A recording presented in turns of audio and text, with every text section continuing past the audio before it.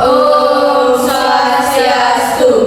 Perkenalkan, kami siswa dari Sekolah Dasar Negeri 2 Joanyar akan mendongeng bersama. Nama saya Loputu Manik Sari Nadi. Nama saya Putri Sika Juliani. Nama saya Karen Mega Kumaira Kanar Putri. Nama saya Kamang Aryarata Putra. Nama saya Karen Bimo Putra Paradifa. Dari cerita kita belajar, dari bahasa kita berkarya. Hai teman-teman. Hai. Mendongeng bersama yuk. Ayo. Aturan permainannya seperti ini ya. Saya dulu, nanti kalian lanjutkan. Baiklah, siap.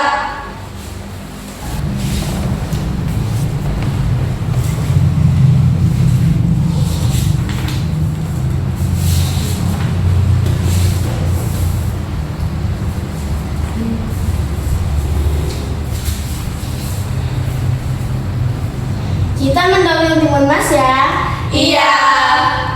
Pada zaman dahulu di sebuah desa di dekat hutan hiduplah sepasang suami istri. Sehari-hari mereka bekerja sebagai petani dan hidup bahagia. Hanya saja mereka tidak dikaruniai anak dalam keluarga mereka. Setiap hari mereka berdoa kepada Tuhan hingga pada suatu malam. Silakan lanjutkan. Petani itu pun berdoa, "Ya Tuhan, tolonglah hamba-Mu ini. Tolong kabulkanlah doa hamba ya Tuhan. Hamba ingin sekali mempunyai seorang anak, agar hamba bisa menjadi seorang ayah." Silakan lanjutkan. Pada malam itu juga raksasa lewat di depan rumah mereka. Raksasa itu tertawa. Petani itu pun terkejut dan datang menghampiri raksasa. Kemudian raksasa itu berkata, "Aku akan mewujudkan mimpimu untuk memiliki seorang anak. Tanamlah biji ini dan rawatlah dengan baik. Nanti kau akan memiliki seorang anak perempuan. Tapi dengan satu syarat, saat anakmu berumur 17 tahun, berikan dia kepadaku." Kata raksasa itu. Silahkan lanjutkan. Karena sangat merindukan kehadiran seorang anak, tanpa pikir panjang, petani itu pun menerima biji mentimun yang diberikan oleh raksasa itu. Lalu mereka menanam biji mentimun itu di kebun mereka. Mereka merawat tanaman itu hingga tumbuh subur dan berbuah lebat. Tetapi dari banyaknya buah mentimun, ada satu buah yang sangat besar dan berwarna emas. Hingga pada suatu hari terdengar suara bayi dari dalam buah mentimun itu. Silakan lanjutkan. Hoe, hoe, hoe, hoe.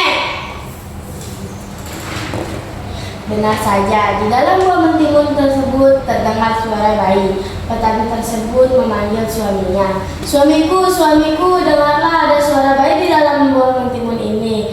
Dan suaminya pun berkata, "Benar, tunggu sebentar, aku akan mengambil pisau untuk membelahnya." Setelah membelah, di dalam buah mentimun tersebut ada bayi yang sangat cantik, putih dan bersih.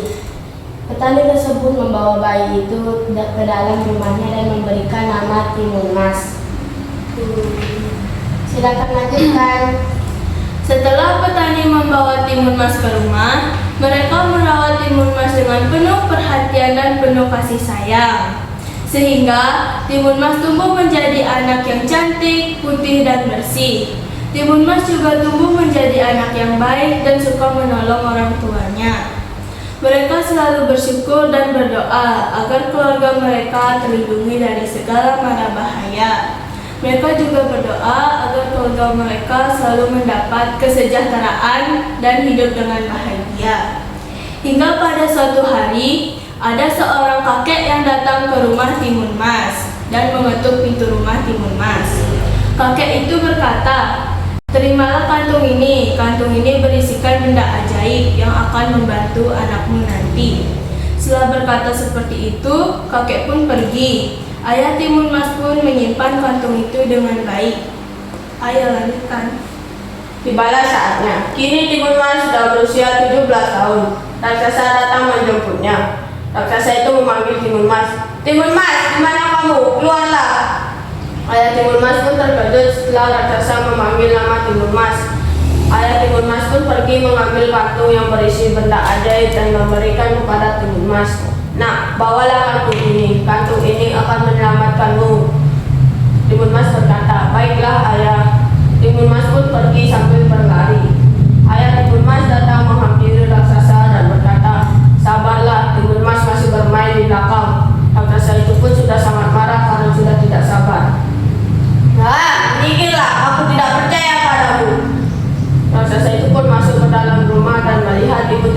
sedang menangis.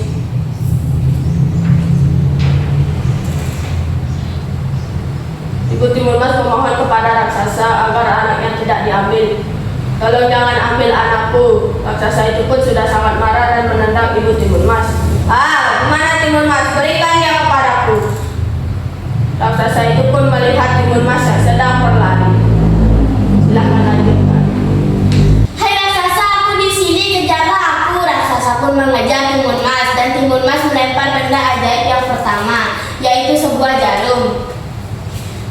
Seketika jarum tersebut berubah menjadi pohon bambu yang sangat lebat.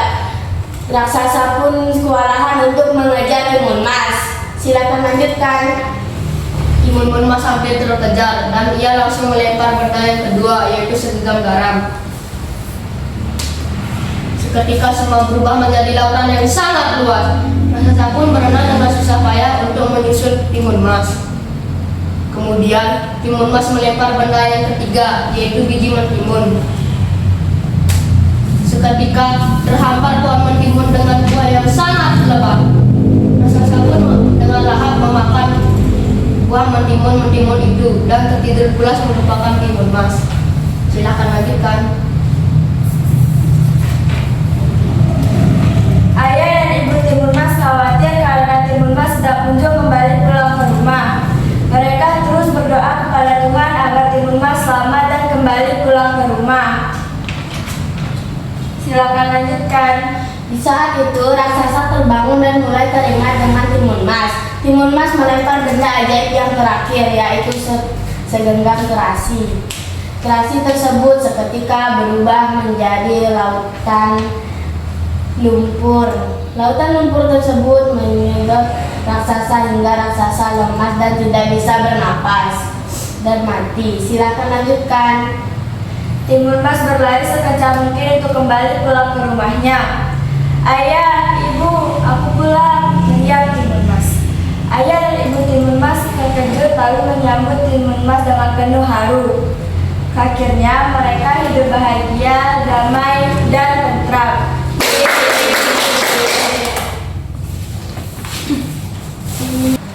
Pesan moral dari dongeng Timun Mas adalah mengajarkan kita tentang keberanian, tidak mudah menyerah, dan selalu berjuang. Kita juga harus melibatkan Tuhan dalam setiap langkah kehidupan kita. Sekian dongeng bersama dari kami ucapkan para Mas Santi. Om Santi Santi.